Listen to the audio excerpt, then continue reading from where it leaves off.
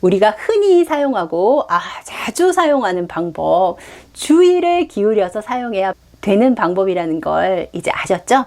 그리고 가장 효과가 좋은 것은 아이가 공부를 할 때 어떤 공부 방법을 사용하나요? 보통 설명하면서 하는 공부가 강의식의 수업을 듣는 것보다 훨씬 효과가 좋다고 하는데요.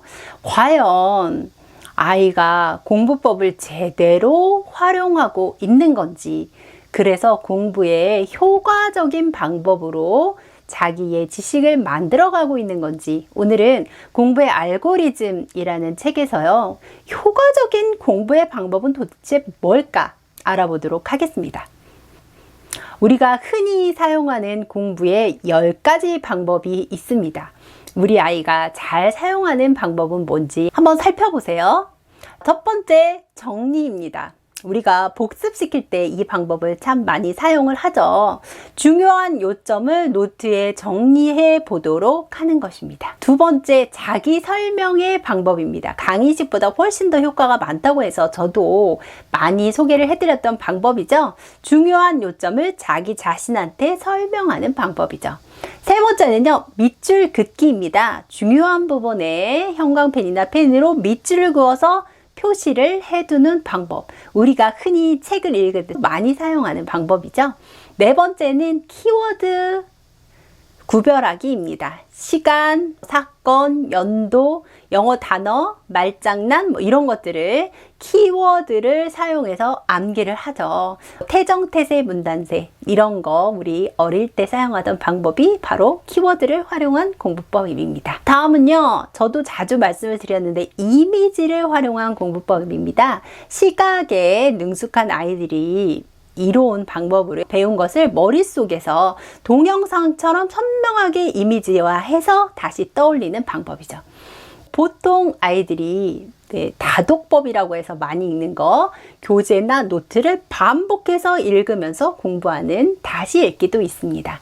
또한 아이들은 좋아하진 않지만 자주 쓰는 방법으로 배운 내용을 잘 기억하고 있는지 테스트를 해보는 방법도 있죠.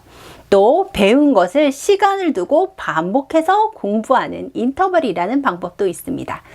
마지막으로는요, 여러 과목이나 장르를 혼합해서 공부할 때 이 여러 가지 방법들을 섞어서 활용하는 혼합의 방법이 있습니다.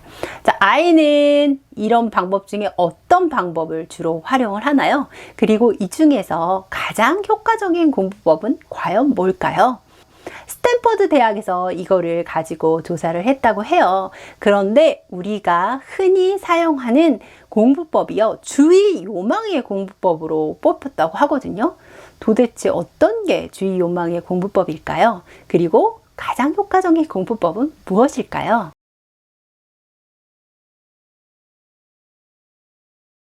첫 번째 주의 요막 방법, 우리가 많이 사용하는 방법은요, 정리의 방법입니다.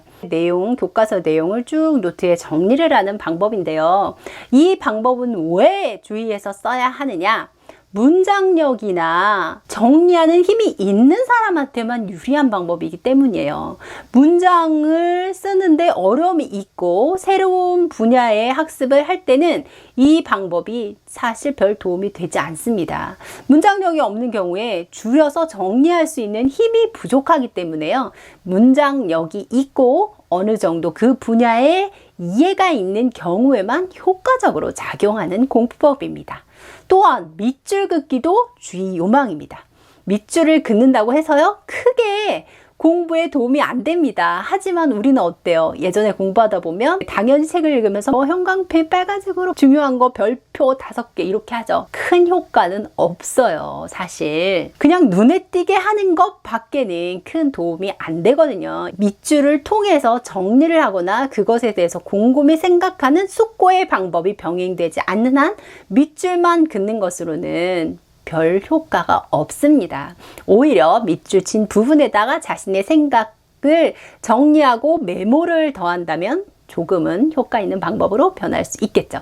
자, 언어 유희나 키워드를 활용해서 외우는 방법, 외국어나 항목 나열이 쭉쭉쭉 돼서 이름이 계속 나오는 경우에는 조금 더 효과적으로 외울 수 있는 방법이겠지만요.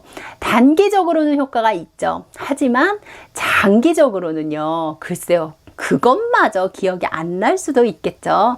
이거는 다른 공부법과 병행해서 사용할 때 도움을 받을 수 있는 주의요망 공부법입니다. 이미지를 활용한 공부법은요, 뭐 역사나 국어, 인물, 스토리 이런 거를 기억할 때 도움이 되죠. 하지만 응용이나 깊이 있는 이해를 위한 학습에는 크게 도움이 되지 않습니다.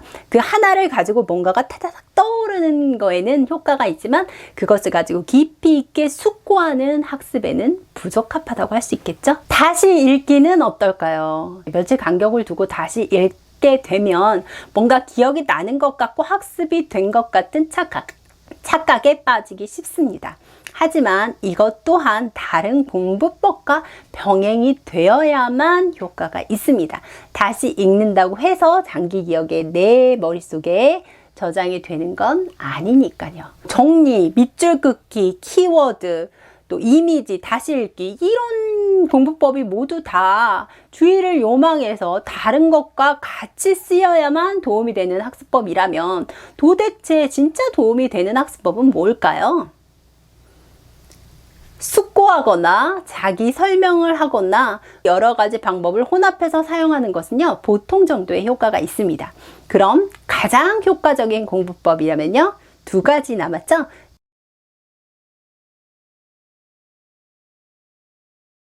테스트와 인터벌입니다. 네, 간격을 두고 공부하는 것, 그리고 공부한 것을 테스트하는 건데요.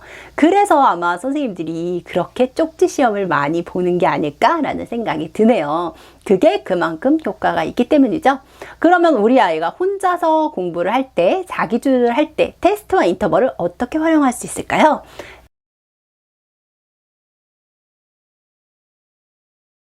아이가 학교에 다녀와서 복습을 할 때 지금까지 해왔던 다시 읽기나 이미지, 정리 이런 방법으로 하는 게 아니라요. 테스트를 통해서 복습하게 하는 겁니다. 언제 다 문제를 만들어요 라고 생각을 한다면요. 간단하게 OX 퀴즈로 만들어도 좋습니다. 아이가 오늘 배운 내용에 대해서요. 문제를 만들고 OX로 표현하는 겁니다. 그것을 통해서 내가 배운 것을 가장 효과적으로 정리하고 기억할 수 있습니다. 오늘 내가 사회 시간에 배웠던 요점이 뭐였지? 중요한 내용이 뭐였지? 떠올린 다음에 그것으로 문제를 만들어 보는 거예요. 스스로 만드는 테스트를 통해서 훨씬 더 효과적으로 공부를 정리할 수 있습니다. 자, 인터벌은 어떻게 하는 거냐면요. 큰 시간이 걸리지 않아요. 수업 시작 1분 전, 지난 시간에 배웠던 것에서 중요한 요점 3가지를 정리해보는 습관을 갖는 겁니다. 지난 시간에 배웠던 거, 저번 주에 배웠던 거, 인터벌이 있었죠. 그것에 대해서 다시 한번 휘리릭 둘러보면서요. 3가지 중요한 게 뭐였지? 지난 시간에 선생님이 확실하게 정리했던 게 뭐였지라고 정리하고 수업에 들어가는 겁니다. 그래서 일주일 정도 간격을 두고요. 지난주에 했던 것을 인터벌로 정리하고 다시 다음 주에는 그 전주에 했던 것을 정리하고 이런 것을 통해서 반복해서 자기가 중요한 것들을 포인트로 정리해 가는 겁니다. 그리고 집에 가서는 다시 오늘 배운 것을 테스트.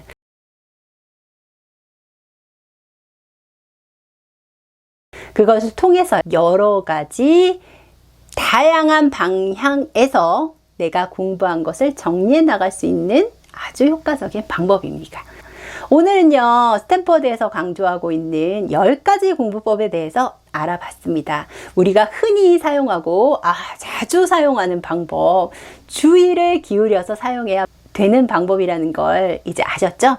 그리고 가장 효과가 좋은 것은 자기 테스트, 자기 말로 테스트하는 겁니다. 문제집을 통해서 푸는 것도 중요하지만 자기가 오늘 배운 거, 선생님한테 배운 것 중에서 문제를 스스로 내고 맞춰보는 것이 중요해요. 그것과 수업 시작 전에 지난주 배웠던 것을 중요한 것 3가지씩 정리해 나가는 습관. 그것만으로도 아이의 학습법을 효율적으로 높일 수 있습니다. 아주 좋은 공부법이니까요. 아이들한테 설명해 주시고 같이 활용해 보세요. 중학탐구 생활입니다.